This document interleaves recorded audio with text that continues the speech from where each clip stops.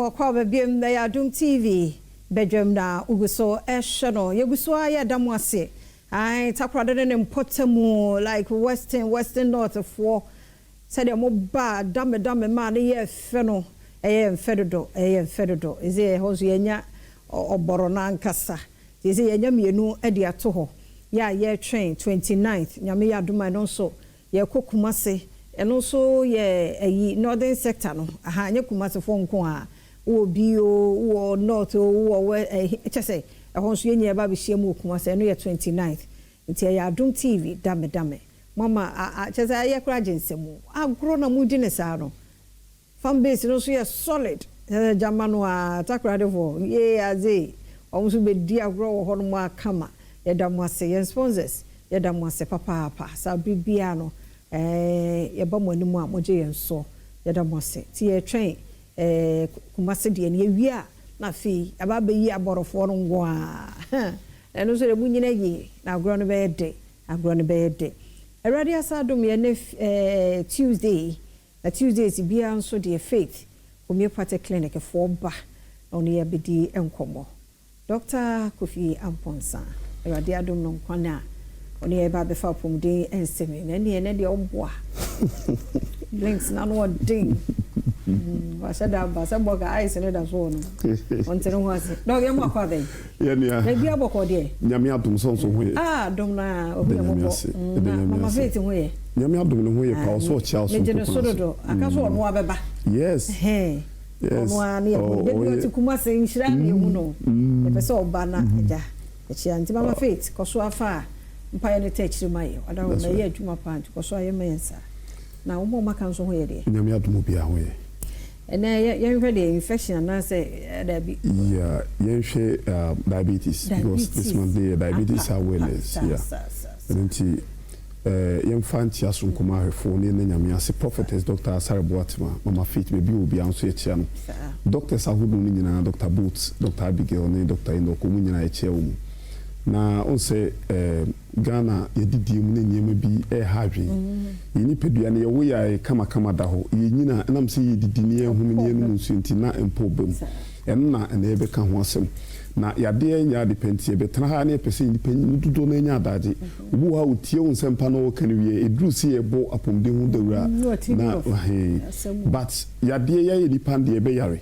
on say diabetes e ha ni papi o Ghana ha onim se amanone especially US and other countries no it's so much share basese u pesa obaho na when your diabetes ye mahoma o diabetes ha adwen this time pa eno pa ho a wo san aye kese abro so a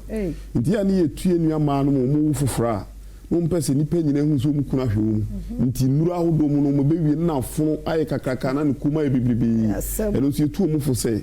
nuru ahodo na wo no mo apese wo ye kese a eye nyame ne de ma wo no yeso o hye ne so se o how bi ho ebetimi dia breo na ye ka diabetes a won say se ni pedua no every resisting insulin na na se ntimi produce the number of insulin na ni pedua no hia no a etimi ma ni pedua no eye diabetic na won say si che yade na ya kan no nyese bia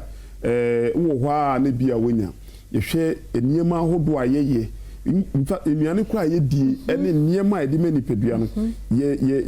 nuane yedie ye balance diet no eno nso tumi edeba na the tini diabetes no we say type 1 type 2 ebia wo ne ye eno nti ye nipa no de yedidi na ye nuane yedie ye ntimi mo ho ban ya na do bra yedidie enuane bi ho enyema ye nipadua ye hwemu ye da bia aduane ba akwa yedie no etumi de saa hawo ni nyina ba nti ye bese obi a wo hwe bia se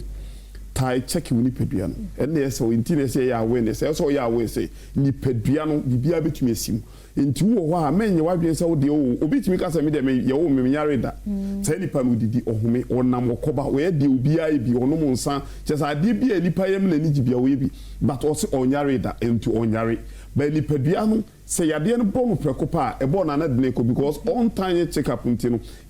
yade na hinta ni pedua no nti onumadu onye bibia but faith HOMEOPATHIC clinic say ye hwehwemu because of saa week we diabetes awareness nti no e wo so ba na obe ye hwehwemu ye free amount ye check wie ebi o ho na opese mu odo be mu odo o pese wo sore ko na wa koye de obeya ye ni ho ye nsi ho kwan nti yesi hwehwemu no hian beye bi kwa na yenye ma wo se ne beya onso wani ubenya hotoso se yade bi wo ho a ebetumi de me akro diabetes no eba wo se obi ho ekuru timi tu no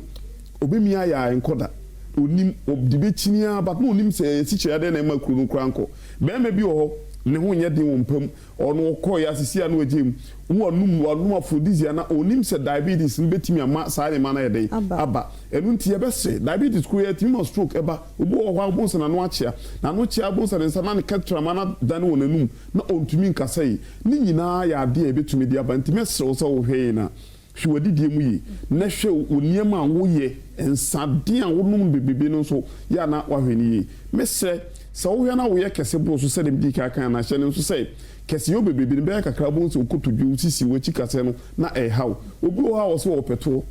ni nyina no ebe kaka kotodwu e ma me no mu e wo ho no ene obi nya 50 years ba ontumi mpie because of say why kese abo so na ne to na do so nti no ama ne kotodwu ni sisi ne dwen nti no otiyaw na me so mo didi hu hia wa aduane bi a yedie bi a wo ne ye manipadua no nyame nimdie mu anuane oboye no wo ye ne say aduane bi a bedi bi a ye wo ne a eboa ma wani abo ani ho ban ya wo ha ma wani so ye wo ne eboa ma no mpemu aye den ya wo no mpemu nyemre ye wo ne a eboa ama woni padua no wanya ahode de bia betimi de akwaba enti wunuane a wudie no se wudidi na sa fruit vegetables ni niema no unta ni bi mfrafra balance o diet na o sorry bi a drink abi be ba de sugar wo na wo ensa na ma hye ne so say oni yade ne nam enti me sew yade bi de say diabetes aye kan obesity aye kan wasem no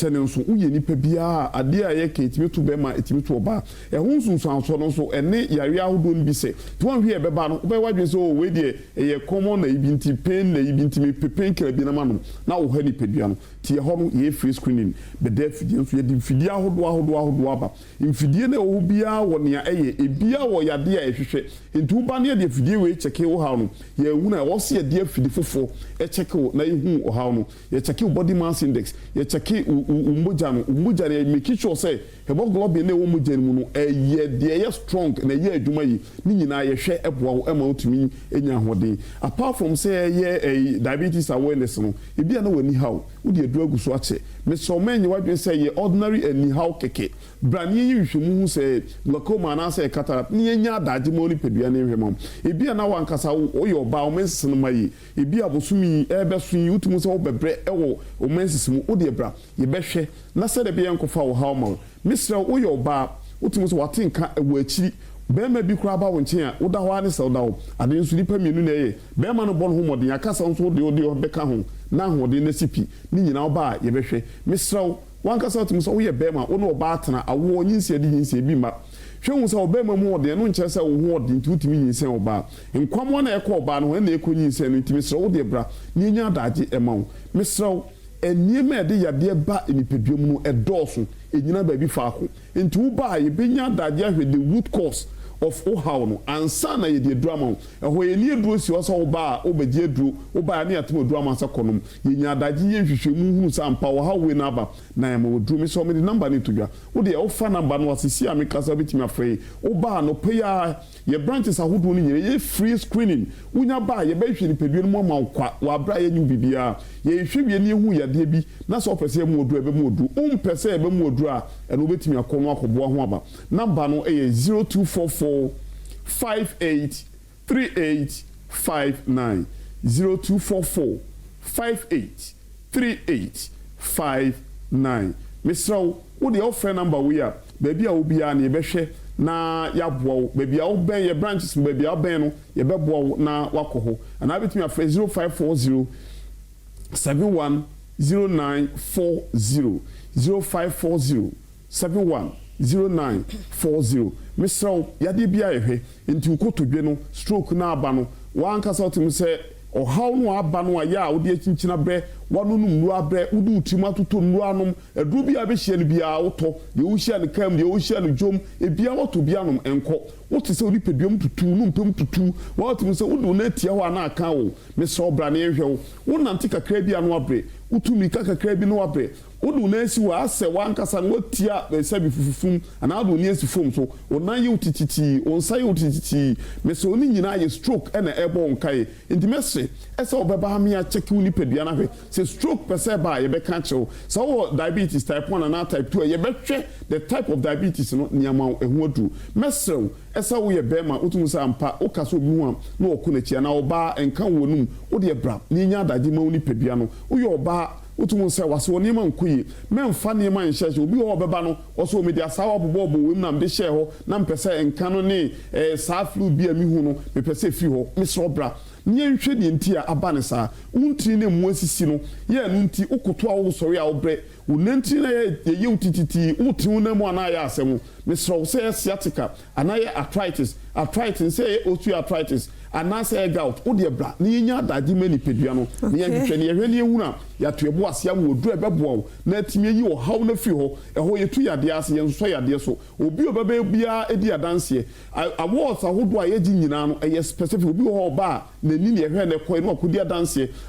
pi na eba obi so di stroke by obe no odada mu ache nyame adom ba na stroke no nso ko obi nso ba na arthritis ohunu the type of arthritis ya hwe amane ko nti yade pia no ye hwe wo de fa number no frɛ na oba enka wo hawo wo fidi wo ho ebehwew ne ehu wo hawo ne ehu na sɛde yade ntie bia ne bɛkɔ firi ni pa dodo eba ho no dodo na ebedi adanse number no 0244 583859 0244 583859 Kumasi ya wa hine mokobi 8 mu Accra ya wa Santa Maria Buya Junction ena ukota kradia ya wa Naji Police Station in Chompe Koforidia ya wa Police Junction Library Managers Road ena ukubugo soa ya Old Asida Boga Dining Channel yadi bia de ye liver o kidney yadi bia ye yadi abeni peduen ma hu bia no oba ye ho ebe hu nyamodu edron so yade ma yade no be ko konso a homeopathy aresa no yade ma wa ekwa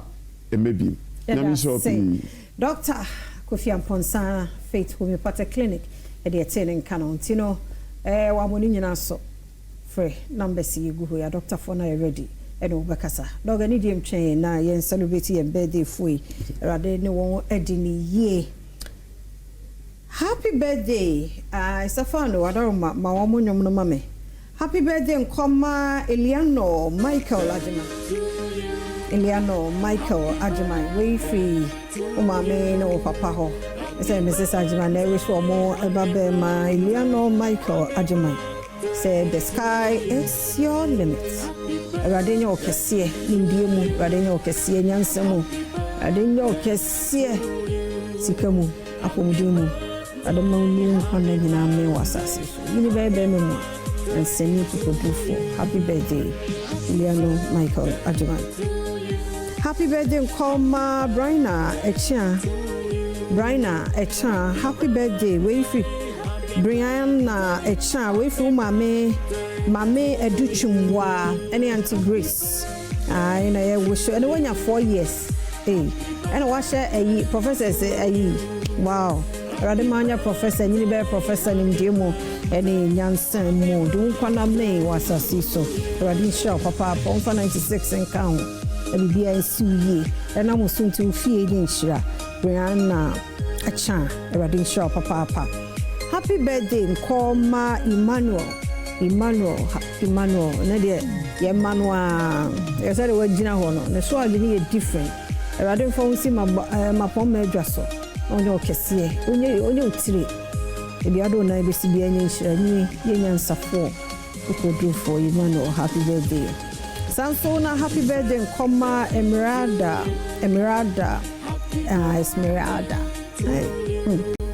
Yes, on Miss Eminence GH 2024. Ronnie Esmeralda. Namisha papa. Radema on your prince. What the other Sabisumbiano. Enye Encoso, Namisha, no no Kessie. This is over Kesepa Esmeralda. Namisha. Happy birthday Nkoma Pinin. Equia aqua ampofo. Piano hofe. Pin equia aqua ampofo. Radenya Kesie. The generation no. Enye mpuni nishra. Radenya Kesepa. Happy birthday Nkoma Dr. Emmanuel. Dr. Emmanuel na Misha dog won kwaso adentine ni mo cho no kese this is over kese brother fan and I wish you happy birthday and your birthday for ni nani erade and no kese this is over ni na kese you dey fear amankwa tamaklo mambo atma ya krado and se pe etwaso na shalo so se Queensby kitchen decoration services Queensby's the almost a foul and no bread leptin name bread a salad kakra shimon leaves I must see it dinner fine pan and milk kakra and the breakfast no yeah trying lunch and be in a supper 2 year program beer for Queensby number on the screen I see and no one kasa you don't say so say yes man boats I crado it was so amusepe